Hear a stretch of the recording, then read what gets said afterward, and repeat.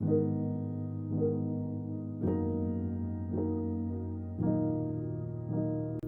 this week's Parsha, we learn the story of the Sotah, the woman suspected of adultery. This week's Parsha also happens to be the Parsha in which we see that a woman's hair was covered. Now, it's hard for us to believe in this day and age that the act of uncovering someone's hair would cause such trauma to a woman, but in fact it did. And the question is, why doesn't it now?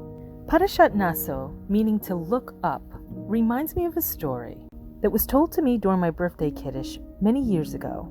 During the speech, the rabbi said that there was once a man who brought his son on a business trip with him to London.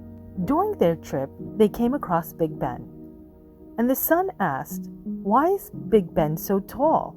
Wouldn't it be easier if Big Ben was shorter? And then everyone can change the time of Big Ben to make sure that it was correct?" And the father answered, "Big Ben is so tall because you have to look up and adjust your time to whatever Big Ben says. If Big Ben was at a height where anyone can change it whenever they want, things would be changing all the time according to that person's time." And so too we see that over the years that there are some uncertain mitzvot that we have, Has v'shalom, lowered their importance. And this mitzvah of hair covering happens to be one of them. It is important always to remember that even if you are not hitting the mark of a mitzvah, that you should never change where that mark lies. And it should always serve as a reminder and a goal of where you are to go.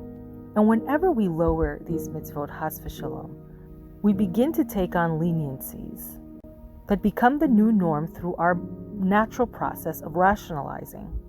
And this is true in the case of women's modesty. If you were to go back in time, even 100 years, you would see that there's been so much change in a woman's modesty, it's hard to believe.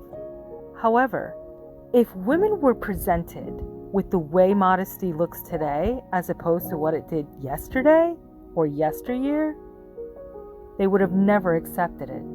But because the changes happened so slowly, it was easy for them to rationalize and therefore take on the leniency and forget where the line was. Let us always remember that the Torah is our lighthouse. It is a compass.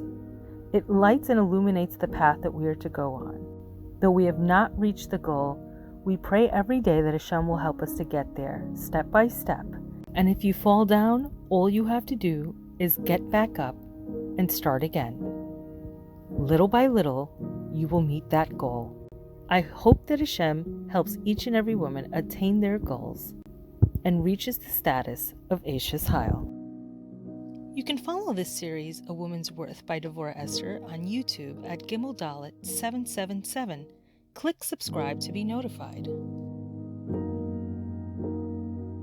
If you've enjoyed this video or know someone who would, please share it.